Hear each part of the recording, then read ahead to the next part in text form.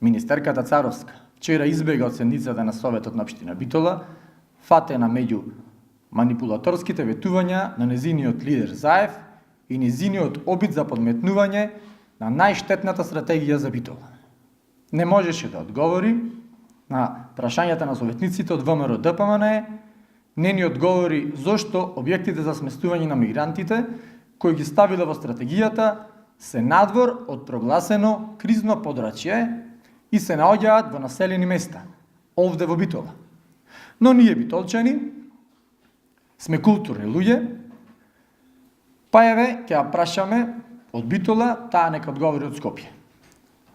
Прво, ако Република Македонија одлучи како држава АРМ да го затвори Балканскиот мигрантски коридор, која е Царовска, да носи акт за интеграција на мигранти, па и уште да не убедува дека тоа не е така.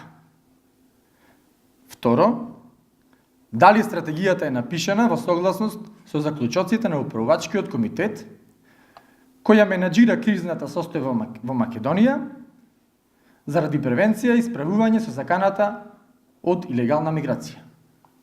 Трето, дали представникот на Царовска Дејан Ивковски го известил главниот штаб на Центарот за управување и кризи за намерите да донесе стратегија за интеграција на мигранти. Дали групата за проценка, како што е задолжително со закон, расправала за стратегијата и донела заклучок. И можеби најважното прашање, осмо, дали интеграцијата на мигранти, која се носи во 2017, всушност значи прекин на кризната состојба на крај од 2017 и повлекување на македонската армија од границите, со што по нова година на мала врата се отвора коридорот за транспорт на мигранти. На крај, зошто советниците на СДС повторно гласаа против референдум во Битола и покрај најавата на Заев.